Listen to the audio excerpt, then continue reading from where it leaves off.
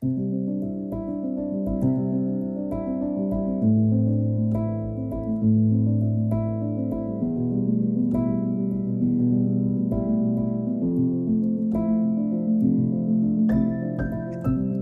Carla. I'm really excited to interview you and find out a little bit about your practice. It's a bit selfish for me because I'm the one who wants the information, but I thought, oh, I'll just share it with other people. Because I went to a workshop probably a couple of months ago with Joel Rea, and he was so helpful giving me information. I wrote everything down, and then I wrote a blog, and I thought, well, I should be sharing this with other people. So I thought, I'm just going to start harassing people and asking them questions, and I'm going to get something out of it in the process. So welcome. Thank you. Sure, why not? Thanks, Rachel. Do you want to tell me just a little bit about you? I know most people probably know who you are anyway, but do you want to share? Yeah, sure. So my name is Carla Grace. I am a full-time wildlife artist and I work in South Australia with my beautiful family. I have 2 young children and my husband supports me and does behind the scenes work for the running of Carla Grace Art. I not only create realistic wildlife original paintings, but I also teach my process, and I've created a platform where people can basically learn as I learn. And it's just this big journey for hopefully other artists as well as myself to be on. Yeah, I know I've been following you for a while and sort of almost stalking you. I found you first on Instagram and I thought, oh, wow, these are amazing. And the fact that that you're painting in acrylic paints, where a lot of people sort of put their nose up at and think, oh, acrylics aren't professional and they're not, gallery standard sort of thing. I thought, oh, this is really interesting. And I had done acrylics a long, long time ago. But people are going, oh, you need to have better quality paints. And then when I found you, I was like, wow, she is painting in a really high standard with good quality materials, and it doesn't have to be oil. So that's what really sort of sparked my interest in you, and just the high caliber of painting as well. From listening to some of your interviews, you have mentioned that you haven't gone the gallery route. Have you got some main reasons why you haven't done that? Yeah, so I'm more than happy to work with a gallery, and I have trialed some gallery relationships in the past, but I found that they haven't been able to sell my work for more and better than how I am able to sell my work. And so the reason behind working with a gallery is to outsource the sales. And so you're essentially paying a gallery for their service and selling your work. And if I'm not getting the value for money, then I don't see the reason why I would use their service when I'm able to do a better job myself and keep 100% of the sale. So that is the main reason why I haven't found a gallery that has been able to outsell me in my own business sense. And I'm very lucky in that I am very good at business. And so I feel like galleries need artists to not want to do the business, because that's their essential role in the artist's life, is that the gallery takes care of the business. And I'm basically just looking for a gallery that can do better than what I can do. And if I find one, I'll be more than happy to outsource that. Just be like, go talk to those people. Leave me alone. I want to paint. But I haven't. And I love the interaction as well with my collectors. And they also love interacting with me, because I've found from previous experience that galleries can be a little bit elitist in how they handle their collectors. Like everyone owes the gallery something, whereas the gallery is providing the service. They're not chief. Anyway, it's like there's a weird mentality, but it all comes about because the galleries tend to trump business over the artist, is what they essentially need to do. But unfortunately, when you get an artist that does the business part just as well as the art part, it becomes tricky. Do you have a business background at all? Like, how did you No. You like going, oh, I'm just gonna, research this and have a look at Yeah, this. Is that how you learn everything? basically. Oh my goodness. I research what I need to know and I discover all these holes in my knowledge. And it's basically come down to marketing.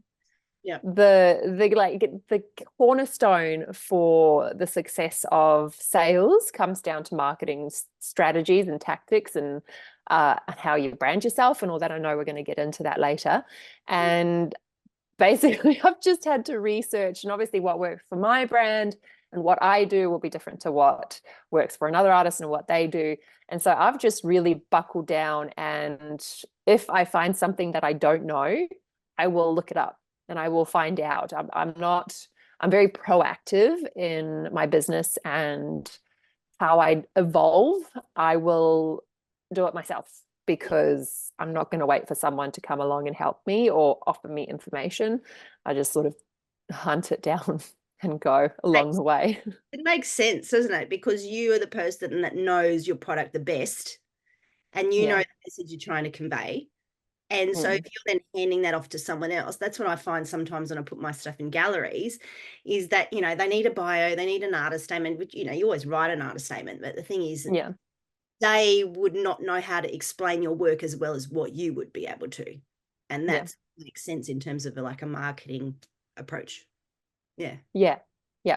Exactly. It's very personal when you're able to, especially the way that I do it, I show the entire process. So it's completely transparent, which often galleries are not. They're very closed off. Mm. And there's, I guess, the mystery and the unknown is a draw card, and it's one way of doing things. But we have a whole new generation of collectors coming up out of the woodworks, and they are interested in so much more than just the painting or the awards or the status of the artist. Like it's so much more involved and it's so much more transparent and personal that it's actually very refreshing. Yeah, yeah. What sort of milestones have you gone through to sort of realize like I can actually make a career out of this rather than it just being a hobby? I think it was just a sales orientated progression. It was very slow. So I started selling my art when I was 14. I made my first sale and it was at an art competition in like this big gallery sort of show. I didn't take it seriously at 14. I was like, sweet, I'm going to go buy some clothes and didn't really consider it past that. And then when I was about 17, I started doing drawings really accurately and I Yeah. started doing people's pets and people's portraits. And then like they would pay me for it and then their friends would pay me for it and then their friends' friends. And it just sort of like started growing and growing and growing. And so I was like, okay, I would take this a little bit more seriously. The next thing that you obviously do when you leave school is you go to uni, even though I didn't want to. My parents like you go to uni. So I did uni, dropped out, hated it, threw away a few years of artwork, and then just started pursuing it in terms of commissions. And I worked 3 jobs at the start. So I supported myself to get it off the ground. And the milestones, I guess, were more that the value increased slowly. So every time I was like, oh, I'm just going to bump my prices up, and people would pay it. Then I'd be like, oh, okay, do that for a little bit longer and then bump it up again, and people would pay it. And I'd be like, oh, okay. Like this is actually becoming something quite significant. And then it was, I think, 3 or 4 years. Oh, no, probably more than that, 4 or 5 years, where I was like able to drop all other work, which I'd been slowly moving back from. And I guess the biggest milestone was when I had no other casual part-time job in the wings, in the just in case I need the money and haven't been able to make any sales, when there was nothing like that. And it was just art. That was probably the biggest milestone for me. Yes, yeah. And were those the type of jobs that you could easily just sort of give the flick on the side and go, no, no, no, I'm going to reduce my hours here? Yeah, they were. So I was working casually. So all the jobs that I've had leading up to coming full time, I worked casually in a gallery. I worked casually as a legal secretary, as a receptionist at an art store, as like a sales rep thing. So they're not sort of like long-term career jobs for me. and I didn't need to study for them. They were just kind of, yeah, supplementing my main goal of becoming a full-time artist. Great, that's cool. Mm. Just in terms of because looking at your painting technique, I was thinking, oh my goodness, how many hours go into some of those creations? It's just phenomenal. But what are some time-saving strategies that you apply either in the studio or your painting techniques that help Yeah. you with big laborsome paintings? I try and move on as quickly as possible. So I avoid overworking or overthinking the painting, because as soon as you get stuck on a section, that's where the time sponge comes out, and it just, you obsess over getting the particular detail right. And you just keep working and working and working, and eventually, you know, it's been 3 or 4 hours and you're just still stuck on the same section. Yeah. Move on. As soon as I start having to reapply and refussing, I just move on, because it actually ends up being not as bad as you think it is when you've moved on and created all the space around it and filled in all of those gaps as well. And so I found that if I just apply a first layer down as much as possible, so work over the whole painting and then start focusing on the details, it comes together a lot quicker. So that's been my main approach when I'm especially working with oil paint. Also because oil paint takes a little bit longer to dry than acrylic. So you paint over the whole painting, and by that time it's dry and ready for the next layer.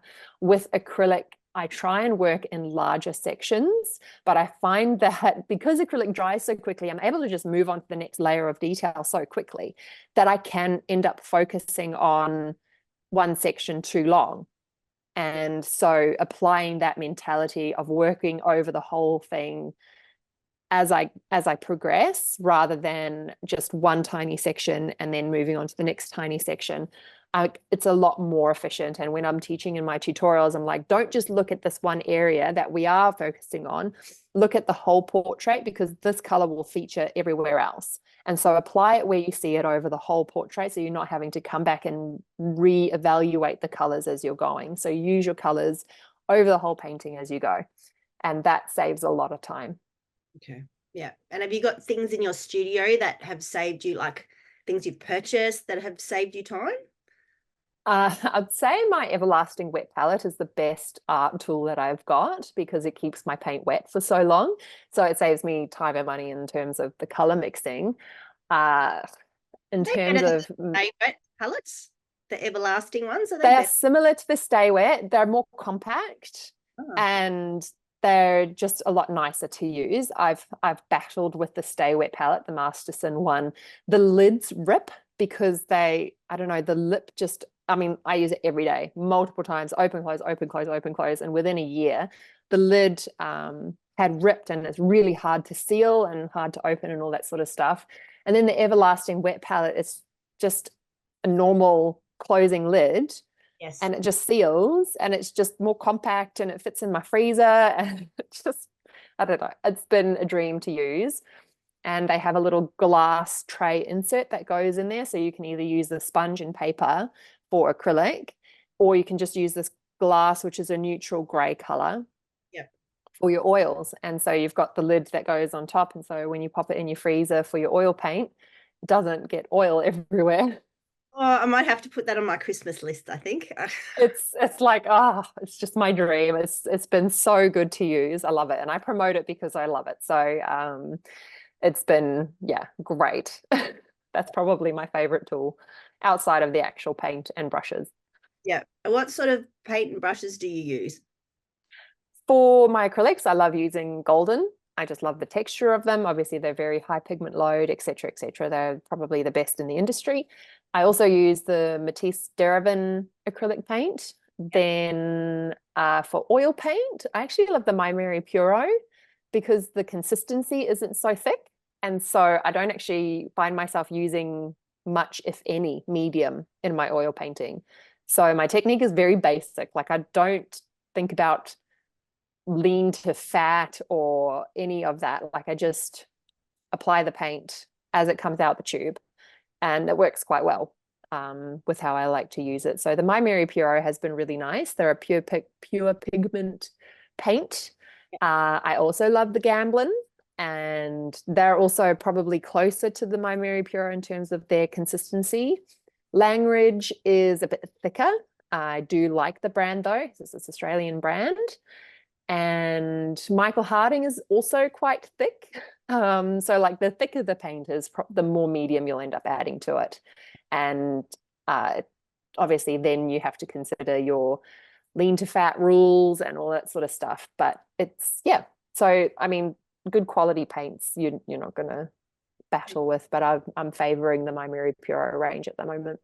It's amazing how many different variations the oils. Like when I went to this workshop, fast drying oil, I'm like, this is amazing, because by the end of the workshop, everyone's paintings had dried, and I was like, That's wow, awesome. yeah.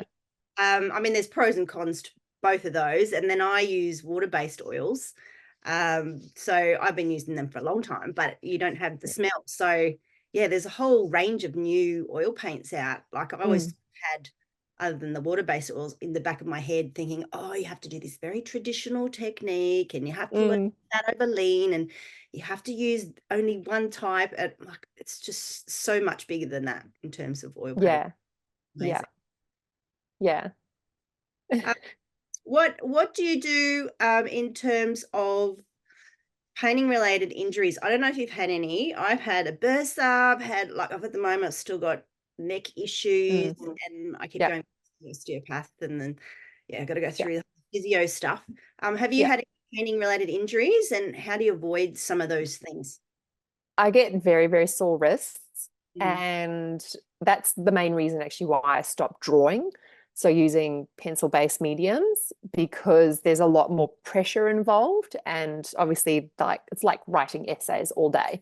So I moved on to the painting because it's way less pressure on the wrists and the elbows. And I've managed to avoid major injury, thankfully. I prop my elbow up on a hiking pole when I'm painting. So it's not so much the mallet stick. So the mallet stick is for resting your wrist on, but the hiking pole goes underneath your arm. So you're actually relaxing. So there's absolutely no tension on the neck and the shoulder, because it's completely relaxed on the hiking pole. And then you just obviously paint with your wrist as per usual. And the only time that I use the mallet stick is when I really need the stability on my wrist to do like fine lines or things like that. It's not so much to relieve the strain, but resting the weight of the arm on the hiking pole has been the biggest relief.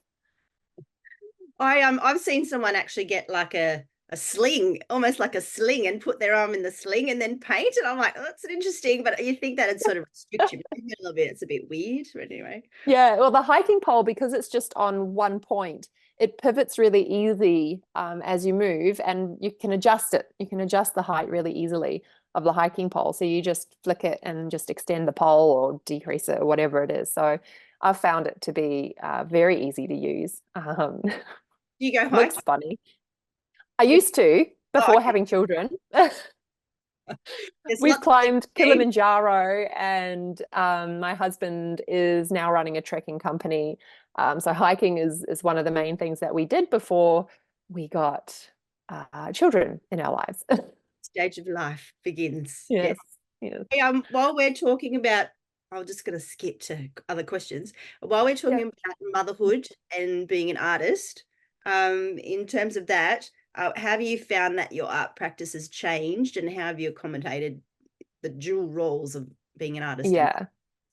So I can't do as much as I want to. So obviously we're bound by school or daycare or health or anything like that. So there are many things that are now completely out of my control. And the illusion of finding balance has been the hardest thing for me to let go, and allowing my day to change according to what the kids need. So because I am very internally driven, proactive, I know what I need to do, I know what I need to do to get it done. And then this tiny human comes along and, no, you're not going to get any of that done today, mum, because I'm sick or I'm needy or it's a pupil only day. And, it's all these things that just completely dominate the schedule, and therefore commitments and things like that have to get pushed down. And so I've had to let go of the to-do list a little bit and figure out prioritizing a lot better and then letting the rest go. So outsourcing has now become something that I've had to really do. I am, because I've grown up in third world countries, I'm very used to, first of all, not having everything, not having a lot, being able to do without and making a plan to do it myself because you don't have access to all these different things. I'm just used to, I'll figure out how to do that. I can do that. That Just with look up a on studio. YouTube. You just made your own studio, and I'm like, Yeah. if that was me, And I'd have things like all crooked and falling apart. I'm terrible at wood and measurements, and that's why I don't make my yeah. or anything like that. But that's amazing that you can manage to just go, right, I'm gonna work it out, gonna do it. Yeah, just do it. It's just from a lifetime of just, it's just simply not an option to have access to all these other services and other people. And like a friend of mine who's a Sparky, he's like, oh, you can just get a second fix carpenter to come in and do that. And I was like, a what? And he's like, yeah, you can just get a couple guys in and they'll just get all these little things done that would take you a week. They just get it done in a day. And I'm like, I don't even know that that's a thing. And so I got a mate in who runs a cabinetry business. And I was like, hey, is this something that you do? He's like, yeah, we can help you out. I'll come over with a guy. And they just finished up all the little things that in a day. And like, I just, that mentality, just, I'll call someone else. There's someone that does this, like it's just Yeah. Well, it's blows not, my mind. yeah, it's knowledge in terms of Mm. growing, Yeah. Whereas working. I'm just used to just doing it. I just do it myself. And I think I'm blessed because I can do it. So then it's like a challenge to me. I'll take it on and do it myself. What sort of things do you outsource? So now that you're doing the mum thing. The mum thing. So I've hired my husband. Yeah. So he is doing my tutorial platform. So he basically runs that for me.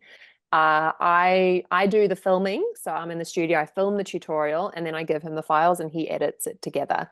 And so that's been a big thing for me to outsource. He does my bookkeeping and he does so like most of my admin things that I don't necessarily need to be in charge of, he's taken on. All right. So just moving on to looking at your references. So Mhm. I know that you take photographs yourself, like you recently went back to South Africa and Mhm. I don't know if you went on a safari, if that's what you were doing, but taking photographs there. How do you approach other people if you're not taking the photos yourself? How do you approach other people to say, oh, Mm. how can I use your photos? And how many photos of other people, photographers, would you be using as opposed to ones that you take yourself? I try and use mine wherever I can. And often this isn't possible. For example, a painting of a bear or something that I'm just not able to do myself. I will then email them directly. So I jump online and I search usually royalty-free image sites, basically whatever I can find. And I will email the photographer directly rather than using the royalty-free sites licensing plans because they can often be quite confusing and expensive. And usually the photographer doesn't actually get very much of that sale. So I contact the photographer directly. And usually they're actually very happy to be involved and credited just for free. And I'm very honest with them. So I write an email stating that I would love to use this specific photograph. And then I attach a screenshot to the email so they know exactly which one. And I just say, I love your photograph, I love your work. And it's captured a vision that I have for a painting. And then I explain the vision. And then I explain what my basic sales are, what I plan on doing with the painting when it's finished. And I say, how much do you charge? And I always leave it up to them to set their price. Usually it's free and they just want to be credited. And otherwise they'll set their price. It can be any range from $50 to $200. I think 200 is the most I've ever paid. My process is just very involved with the photographer from start to finish. I think I've only had one photographer who had a written contract to like sign and everything, but it's usually an email trail is enough to show an agreement between myself and the photographer. So I don't have a specific limit as to how much I'll outsource of the photographs versus how much I do myself. It just depends on what the painting is. So, in terms of, I suppose, filming and things, like you film a lot of online courses, and Mhm. I remember messaging you quite a while ago going, how do you do it? Because it's not like you have someone else in the studio with the camera and zooming in. And I was just Mm. amazed you managed to work out how to do that all on your own with no one else there. Yes. What sort of Yes. what's the techniques? What's the process? I know you talked something about there was a mannequin when I messaged you and tripod or something. I don't know. Like, what's your equipment and how would you advise someone else to be able to film themselves? Tripods, yep, absolutely. Using the best light, I guess. Figuring out lighting is kind of essential to creating really good quality Mm. footage. And I guess it's not always down to the room that you've got. You can do a lot with just a wall behind you using a few props to break up the blankness, things like that. So I've had to learn along the way, obviously, how to use a camera. So I use a Canon 5D Mark IV, and I've had to do a lot of research on the lenses because the lens makes a huge difference as to the image and the quality of the actual footage that you're creating. So I love the soft focus, background effect, and the more clear, true to eye coloring that you like to use. I don't like to use a lot of filters or even any heavily edited kind of stuff. And so I found that a 50 mm fixed focal lens has been the best. And so I use a lot of those lenses in my studio, but unfortunately you need a bit of space because they are a little bit closer. Mm. And then I've just had to figure out along the way how many cameras I need to capture all the different angles because I'm not able to get up and move the camera every single time like you would if you had someone else filming. They'd be able to move the camera as you're talking to create the best shot.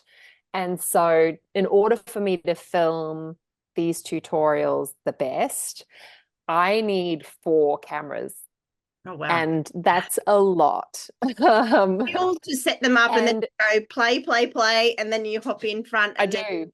oh, Every 30 minutes, I have to get up and start the cameras again. So the main reason why you have to do this is because they are photography cameras, they're not video cameras. So video cameras will roll and they'll keep rolling till you turn them off.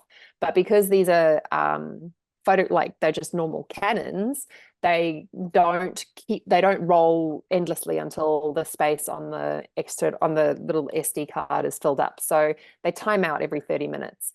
And so you have to get up. I've got my little timer set on my phone that dings every 30 minutes so that it doesn't turn off before I finish saying whatever I'm saying.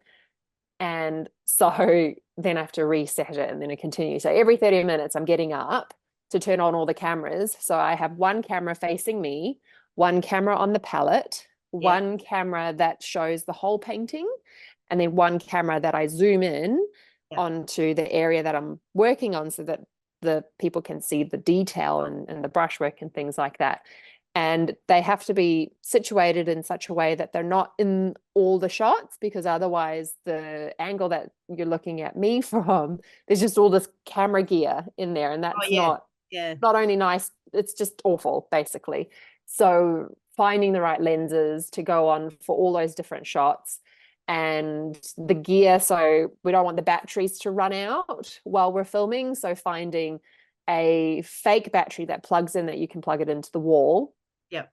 for certain cameras that, like, especially the ones that are hanging over things, the cameras that are out in the studio filming the process, they can't have cables because you walk past them and then you trip or you knock the cable. It's just, so there are so many different things. And I found a wall mounted scissor boom for Oh, studio lighting that has the right thread to the bolt that mm. goes on to the tripod heads Yes. for the cameras. So I've like rejigged the scissor booms. I bought 2 scissor booms, but then put the booms onto the one pole so that they're only from one angle and one of them has to be upside down. So it's like, oh, there are so many, like I can see your brain is just like the look on your face is just like, what language?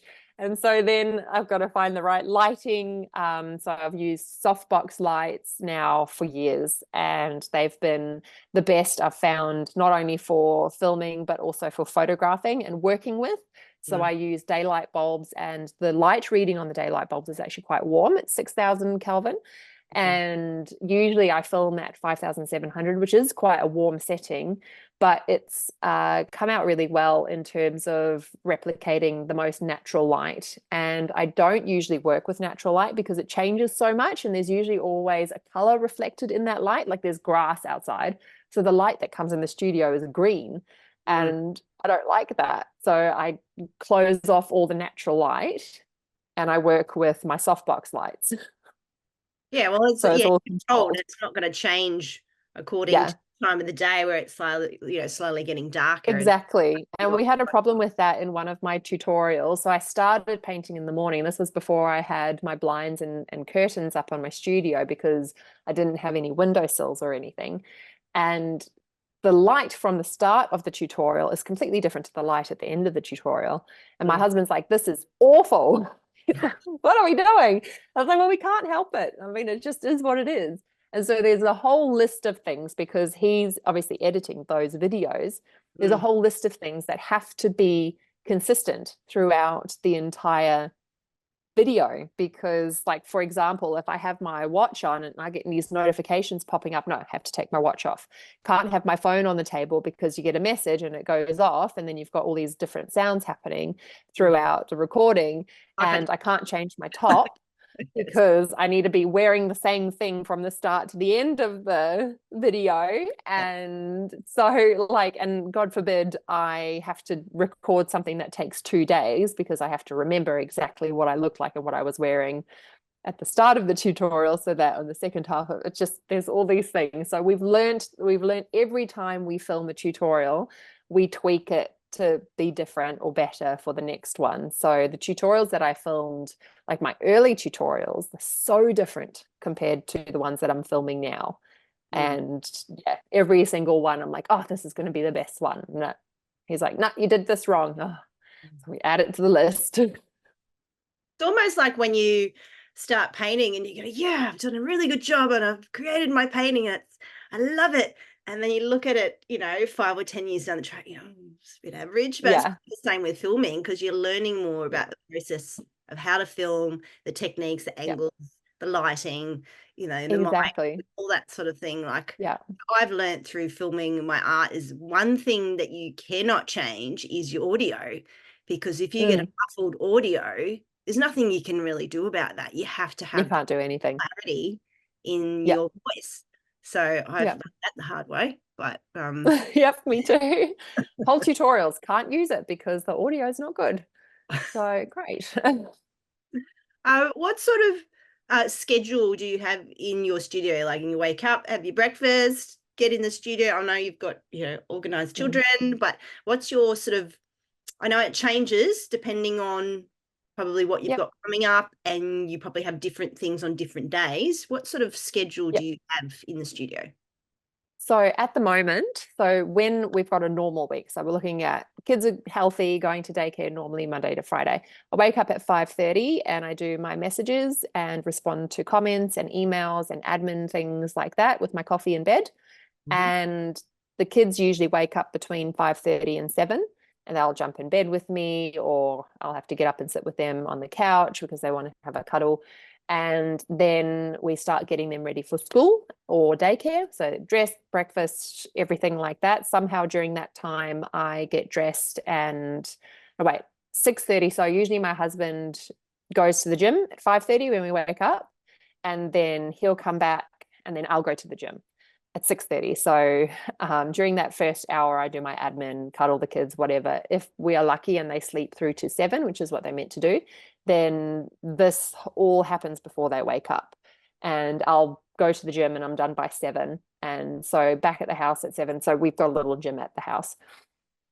And so we go back to the house, and between 7 and 7:30, I get the kids ready for school. So breakfast, changed, all of that, because for some reason my husband struggles to do that part of the day. And so um, he also doesn't like to walk the dog. So come 7:30, the dog is going absolutely nuts. Uh, And I will have the kids fed, dressed, lunches made, bags packed, ready to go. And then between 7:30 and I don't know, 22, I'll take the dog down to the beach for a walk, which usually is about half an hour. And I usually try to run him so that he's a little bit exhausted.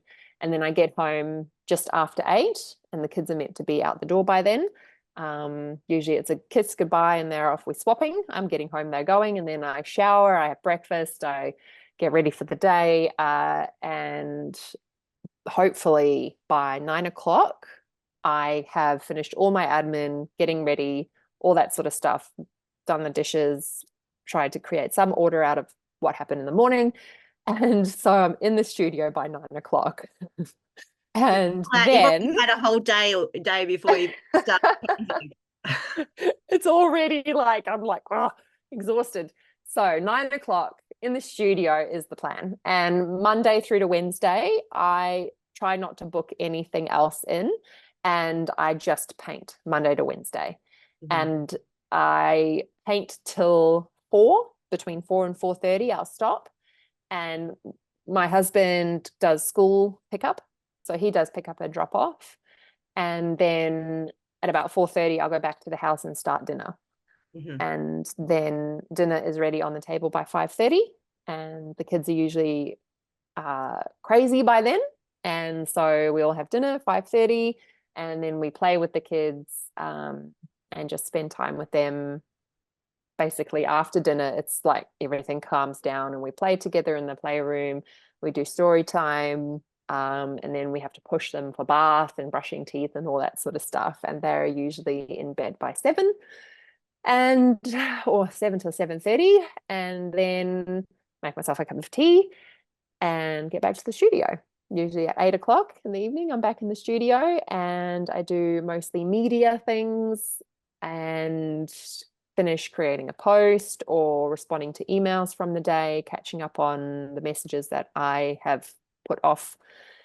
And then I try to be in bed by 9. Wow, full day. Mm, Do you yeah. find that you like to use the day to paint because then you can see your colors better in your palette, and then do all the sort of businessy stuff in the evening? Because then, I don't know, you're not needing the light as much. It's more I've done the painting and now I need to just catch up on everything that I've ignored Oh, okay. throughout the day. And because I only have an hour, Yeah. it's only an hour. So like otherwise I just have this piling up of admin that I'll never get back to. So then Thursday, Friday is my content Mm. days. So I'll create a tutorial or do a live demonstration on the Thursday, which is recorded and stuff. And then whatever time I've got left in the day, I'll paint. And then Friday is my media editing day. So I put together the videos, I do all the content that I need to do for collaborations, for YouTube, Instagram. I'll focus on getting that done on Friday. And that's usually a full day, if not a day and a half worth of stuff. And do you find So it to sort of block, like a block, this is my, in a week, I've got my painting time here, and these are the days that I'll do my filming, editing. You find that's helpful? usually I'm more focused on that. So if I allocate a time specifically for it, I'm not thinking, oh, I should be doing this instead.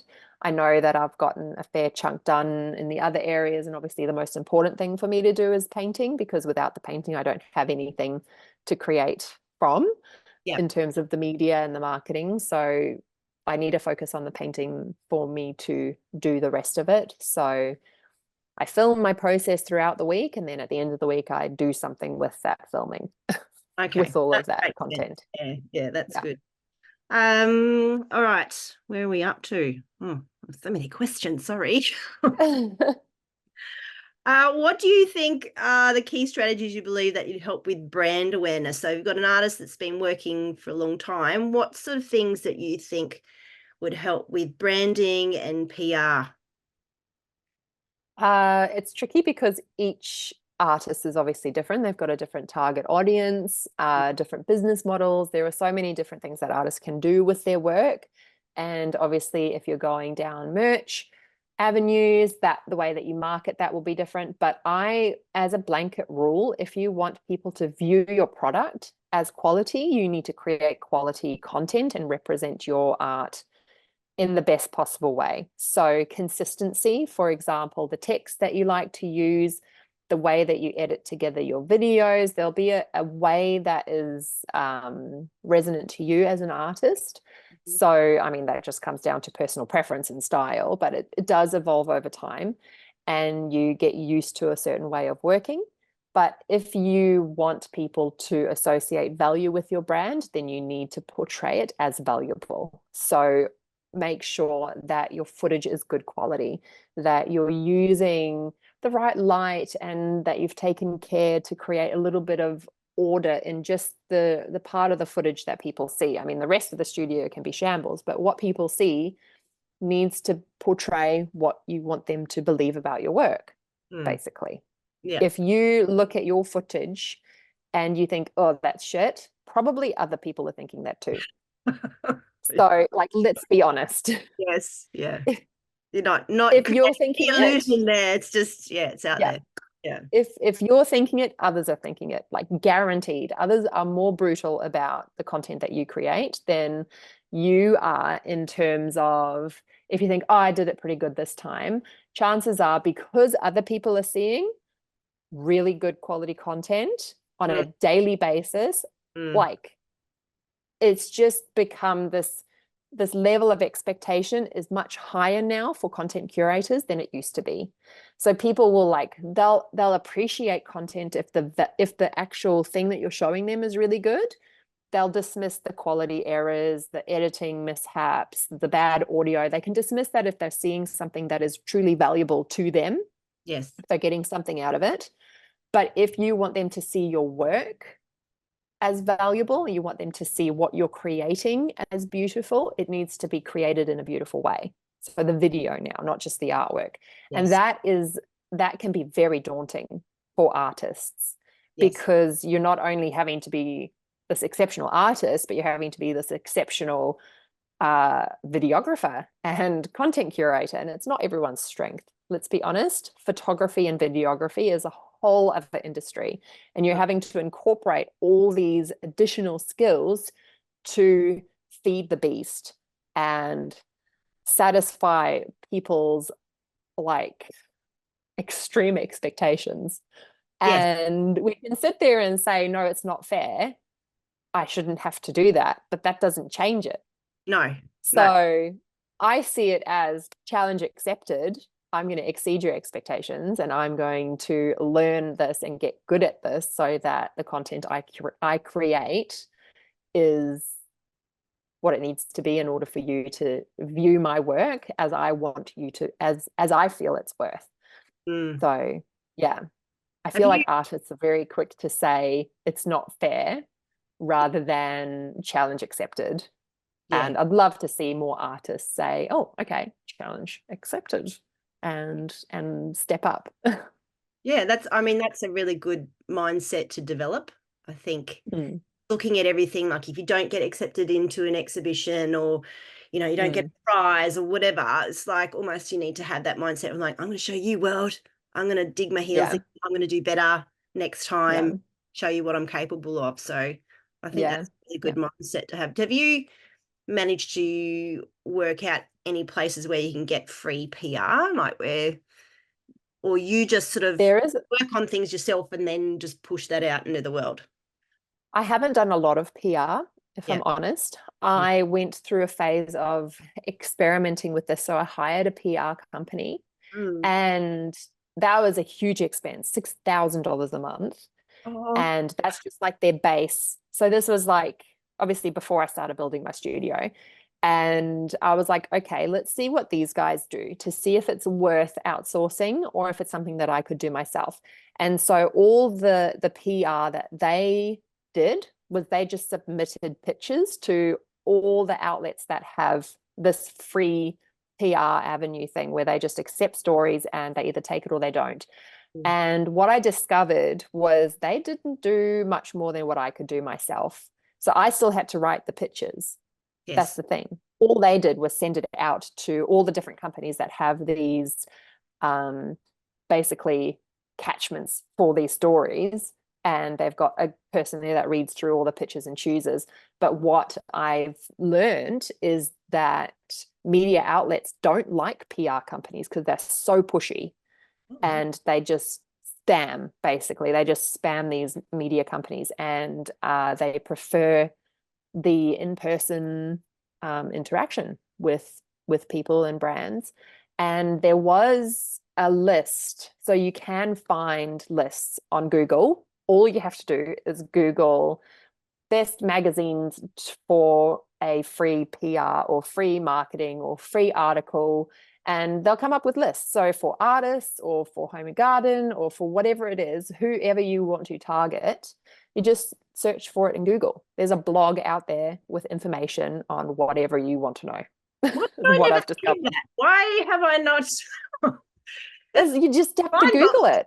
to think to Yeah, actually type that in. Like, that's ridiculous. yeah. If Yeah. you've got a question in your head, type it Yes. into Google, Okay. it'll come up. Chances are someone else has thought about it and someone else has written a blog to answer it Oh, somewhere down the line. Yeah. okay. I Yeah. used GPT chat the other day trying to help with thinking about branding and looking at the difference between emerging and professional artists. And it came up with a list. I was like, oh, that's really interesting. I have to try some of those things it suggested. I'm like, there's so many things that you can be researching. Oh, there are a lot. Absolutely. So I'll be doing more probably PR pitch releases when I've completed a few of the major things that I've got going on at the moment. So like my Kevin Richardson collaboration and my studio build and like a few things like that, which I'll be pitching out. And you always need to, I think the most important thing to think about when you're sending pitches out to media companies is to make it relevant Yes. to number one, what's happening in the world. So, like Mother's Day, Tiger's Day, Father's Day, whatever, Christmas, make it relevant to what's happening in the story of what's going on in the world Yeah. and make it relevant to the actual media company. So, for example, if you send a media pitch out to a glamour magazine versus a home and garden magazine, they're two different brands and they have two different audiences. So, you need to tailor your pitch according to what you're targeting to Okay. get a better chance of it being read. And what sort of like, because you sort of touched on it before, the idea of having good filming and presentation for your artworks, what would you say to an artist that spends a lot of time painting works Mm. that are, yeah, very time consuming paintings, and they're sort of hit sort of a ceiling where they can go with their price? How do they add more value into their artwork so that then they can increase the asking prices for their artworks? What sort of things would you So add if value? if we're making assumptions that they've been selling consistently at a certain price point for a while, they've got great footage of their process, they have sort of they've basically created their brand. If Mm, we're assuming that about their work and their what they're doing, I would say that the best way to break out of that glass ceiling is to extend yourself into areas that make you uncomfortable. mhm, So this could be entering competitions. This could be doing a painting at a gala mhm, and reaching a local audience. So for like wildlife art, I went to now consistently for the past 2 years, I've been working with our local zoo mhm. and their annual gala fundraiser. This means obviously donating paintings, but the amount of networking that I'm able to do and create value in personal interactions with my local wildlife art lovers that love to spend money on things like galas and they obviously have a bit more disposable income and I obviously present myself really well and the art really well and I have a video so the presentation is there. In-person interaction has been one of the best ways for me to reach people that are looking for that value in artwork, and then following up on that. And I have extended myself into collaborations that are way above my head. Um, like the Kevin Richardson Foundation collaboration, I was punching high for that one. Yeah. And he was keen. I made a good pitch and he was keen on the vision. And obviously it means donating the painting Yep. to his charity and the wildlife efforts. And that's fine because he has something that I want, which is the network and the reach. He's got millions of followers that watch his stuff. So just seen someone drive down our driveway. This will be interesting. Pop their head in for a cup of tea. Looks like Like, a "Yeah, looks maybe like a service. I don't know, oh, water service or something. So I mean, you can extend yourself in ways that can make you feel very uncomfortable, but are over and above what you are doing for your current work. So given that the foundation has been set, so you do beautiful things with your certificates, you do all those nice, intricate things, you've put in effort on every scale. So now it's almost like you're back to basics in terms of extending yourself, in-person collaborations, like large scale artworks, like you really push yourself, do something more in terms of your artwork. So you can go bigger, you can just change a little bit, you can do just, I don't know, like there's always something that you can do with your artwork to go further. If the glass ceiling is there, it usually means it's time to change, time to challenge, and time to really push yourself in areas that you know you should be doing. That's the thing. Everyone knows what they could do. There's always that little voice at the back of your head, oh, I could do that. Oh, and then it's like, oh, that's just too hard. Or no, I don't have time for that. You start pushing yourself in that way, and you'll slowly start to see things pick up, or you'll get a little bit more confident. And I've seen artists then go into public speaking, and enter themselves in that way, and then they get in front. It's basically just getting in front of people. yeah. And then Well, it's interesting that you're saying that person to person has such a dynamic impact on your art making. A lot of people sort of discount that because you're in your studio painting, post stuff on Instagram, but that has such a big impact on adding values. I'm like, oh, I didn't really think about that. It's a really It interesting. does, yeah. Especially, I mean, I value my local audience probably more so than I do with an international audience, because I'm able to engage in such a personal way. And it's a really great way to really find out what people like the most. And you can go off that very direct feedback, which I find very valuable. Yeah.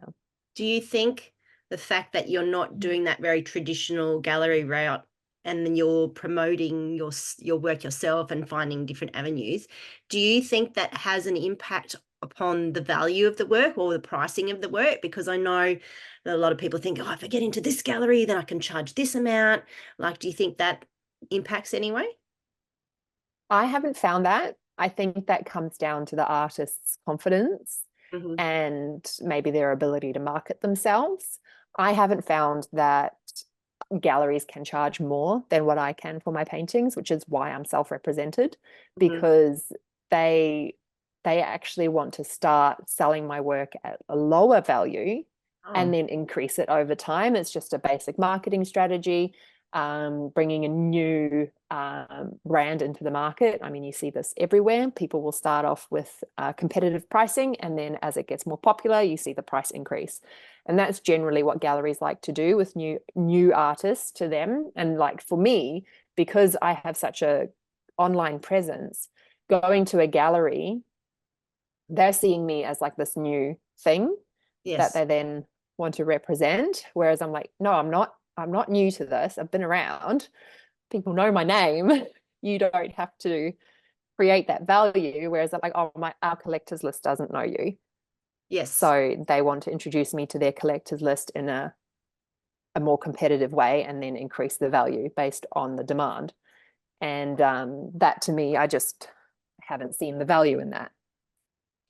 What do you think actually Because separates sorry, what do you think actually Yep. separates professional artists and those who are aspiring? Like what, I know you've covered a few things in terms of filming quality and presentation and putting yourself out there.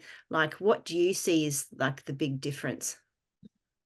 I Other than, think the biggest difference is experience Mhm, and maturity and realistic expectations. mhm, That's a very broad thing to say, but you learn a lot. The more you do, the more grounded you can become. And I've noticed that there's a mindset, like in myself, I'm just speaking from my own personal, when I was aspiring, I wasn't very grounded, mm, and just starting out. And it's almost like there's there's this vibe of energy that aspiring artists have, and this is part of it. You get it. I mean, when you look at anybody, when you're new to something, and there are all these different options, and you need to go through the process of doing all the things and trying all the different avenues to really find your focus and your drive and your main like purpose. And that takes time. It takes experience. So when I first started, I didn't say no to any commission. My mm, thing was I'll say yes to everything and yeah, find a way to work with everything so that I can eventually narrow things down. And experience, maturity, understanding, I find that really becomes clear when you're looking at someone who's been in the industry. They've learned through the school of hard knocks. They hopefully are not so entitled and high and mighty, or I do all of this, blah blah blah. I mean, there's a lot of mm, that, but that yeah, also does come through experience and learning your self-worth. It's a different feeling to someone who doesn't have the experience but thinks they're all that. yes, And so that, I mean, I can smell that straight away. Whenever I meet an artist or anyone basically in any profession, you can just you feel that straight away. Someone who's just come out of uni and started their dream career versus someone that's been in that career and really learnt through actually doing, you mm, can tell straight away. So mm, to me, the clear definition, it has nothing to do with skill.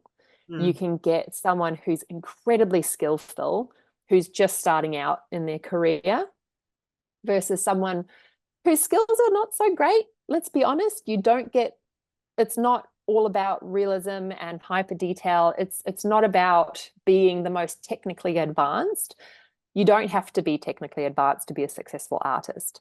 mm, It just comes through being confident. This is what I do. I'm good at it. This is what it is. yes, And yeah, you feel it. It's just you just feel it. And I think that that's the main thing that separates um, the professional established artist versus the ones that are just budding and starting out. yes. And what Hmm. would you thinking about? Well, we're going to have to sort of round it up because I think the time is going to go off. But 6 minutes, yeah. yeah, it's pressure. In terms of art fairs, would you do one now? And would you advise anyone else to get involved in doing art fairs? Or do you think it's a certain type of Art artist? fairs have been great. Yeah. Art fairs are great. I wouldn't do one now mostly because I have done them. I've Mm, done 3 art fairs in the past, and learning through that experience has been one of the most valuable things for me going forward. I find that it does apply more particularly to certain types of artists, and people that go to art fairs are more inclined to buy original art that's more vibrant, more large scale, but below $5,000. So I've found yeah. that artwork that is slightly larger, more original. So people want the original art. They want the space to be filled on their wall, and they go to art fairs for that. But anything over the $5,000 mark really struggles to move unless people are going there specifically for an artist that they know and they already know that the prices are set like that. Right. Art fairs are very expensive to be part of. So 5 meter worth of wall space for your booth, you're looking at about $2,800. Yeah. And then you pay 20% on top of that per sale because all the sales go through the art fair. Any commissions that you get on the day go through the art fair as well. And it's expensive to be part of, but it's a great way to get a feel for how the people that are looking at your artwork, how they respond, because you don't get that when people are viewing it on their phone.